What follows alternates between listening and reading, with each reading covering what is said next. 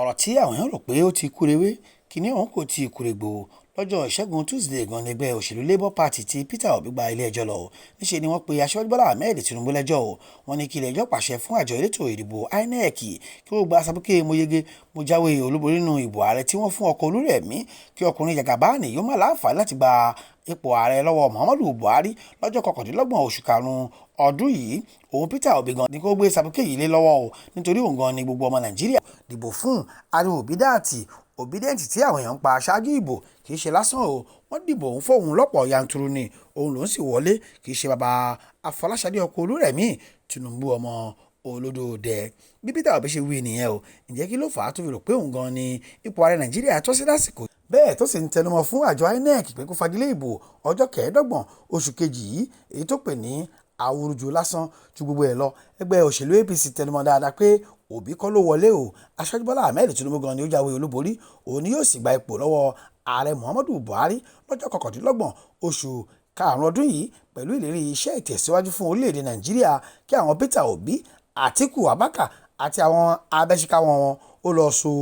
gbẹjẹmọwọ́ tiẹ̀ tán. Ṣáájú sí àwọn Atiku Abubakar náà tún ti gba ilé ẹjọ́ lọ lọ́jọ́ ìṣẹ́gun ọjọ́ 21 yìí kan náà ni bí ẹni pé wọ́n jọ ṣe ìpàdé ọ̀hún ni o bẹ́ẹ̀ kì í ṣe pé wọ́n ṣe ìpàdé kankan nítorí Bọ́lá Tinubu ọjọ́ Tuesday yẹn gan ni gbèdéke tí wọ́n fún wọn dà láti pe ẹjọ́ lórí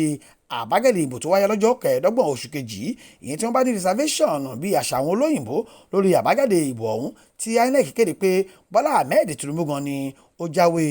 olúborí ju gbogbo ẹ̀ lọ. Àtíkù náà ti gba ilé ẹjọ́ lọ kí ilẹ̀kùn tó padé mọ́ ọ lọ́wọ́ ohun tó náà sì sọ ni pé kí ilé ẹjọ́ gba Sàbúkẹ́ lọ́wọ́ Tinubu òun Àtíkù Abubakar gan ni òun yẹ nípò ọ̀hún ipò kejì tó ń sọ pé òun ṣe yẹn tòun kọ́ ò nọ́mbà 1 gan ni òun ṣe o nítorí òun ni gbogbo ọmọ Nàìjíríà dìbò wọn fún kì í ṣe Tinubu táwọn INEC gbé fún níbi tí wọ́n bá ọ̀rọ̀ ipò ààrẹ Nàìjíríà àti INEC kéde Bọ́lá Tinubu dé nìyẹn o ẹgbẹ́ òṣèlú Labour Party àti PDP ti tọ́ sókè níṣẹ́ ni wọ́n fojú gbà á èyí tí wọ́n sì ń sá kiri báyìí ni bí wọ́n yóò ṣe dá Bọ́lá Tinubu ní àgbòdà síná tí adégún tí àjọ INEC sọ nípa ìbò tó gbé ọkùnrin olóṣèlú yìí wọlé yóò sì di adé ògún mọ́ ọ lọ́wọ́. Ṣá o ohun táwọn àgbà ọ̀jẹ̀ nídìí ọ̀rọ̀ òṣèlú sọ ni pé irúfẹ́ ìgbésẹ̀ tí wọ́n gbé yìí òfúùtù fẹ́ẹ̀ tẹ̀ ni o àṣà tí ò ní kọ́hún ní pápá nítorí irú ìgbésẹ̀ bẹ́ẹ̀ kò tí ì so èso rere kan báyìí rí ní Nàìjíríà níbi tí wọn yóò ti kéde ààrẹ kan tí ilé ẹjọ́ kan pàápàá Supreme Court yóò sì yọ irú ààrẹ bẹ́ẹ̀ dànù bí ẹni yọ jìgá bẹ́ẹ̀ gẹ́ni àwọn kan sọ pé irúfẹ́ ìgbésẹ̀ bẹ́ẹ̀ máa ń pẹ́ dáadáa ní kóòtù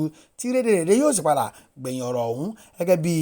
eré òṣùpá irúfẹ́ àpẹẹrẹ náà nìyí tí wọ́n sọ pé wáyé lẹ́yìn ìdìbò ọdún 2019 èyí tó sọ pé oṣù méje gbáko ni wọ́n fi ṣe o ṣùgbọ́n tí ilé ẹjọ́ padà dá ẹjọ́ ọ̀hún nù máwọn tó gbé e lọ sílé ẹjọ́ lọ́wọ́ nínú àwíjàre àjọ INEC náà ni wọ́n ti sọ pé ìdá 37 ni Bọ́lá Tinubu fi tayọ nínú ìbò ọ̀hún èyí tó mú àwọn gbé Sàbúkẹ́ lọ́wọ́ nígbà tí Àtíkù Abubakar ní tiẹ̀ ní ìdá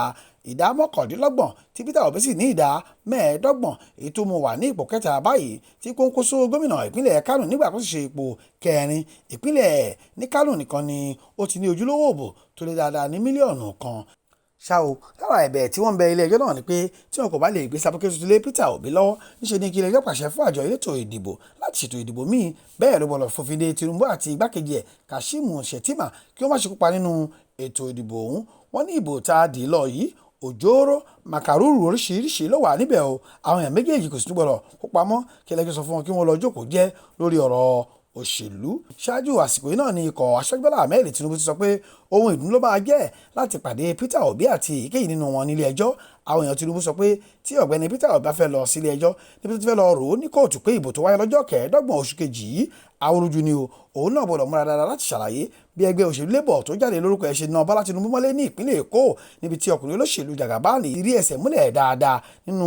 ètò òṣèlú láti nǹkan bíi 20 ọdún ó lé dáadáa àti bí ẹgbẹ́ òṣèlú Labour ṣe jáwé olúborí láwọn ìpínlẹ̀ bíi Nasarawa, Plateau, Delta àti ìpínlẹ̀ Edo níbi tí àwọn gómìnà àwọn ìpínlẹ̀ yẹn ti jẹ́ ọmọ ẹgbẹ́ òṣèlú PDP àti APC ṣùgbọ́n tí ẹgbẹ́ òṣèlú àwọn Peter Obi kó bá wọn gidigidi pẹ̀lú ìbò táwọn èèyàn dì fún wọn lọ́pọ̀ yanturu. Àwọn èèyàn aṣíwájú sọ pé láwọn ìpínlẹ̀ táwọn gómìnà yìí ti fẹsẹ̀ múlẹ̀ dáadáa ìlúkulù ní Labour Party nà wọ́n o tí Peter Obi sì mókè gbangba wọn ní tó bá dé kóòtù yóò ṣe pàtàkì fún láti ṣàlàyé bó ti jáwé olúborí láwọn ìpínlẹ̀ yẹn tó bá jẹ́ pé lóòótọ́ náà ni ìbò tí ó wáyé lọ́jọ́ 25 oṣù kejì ọdún yìí jẹ́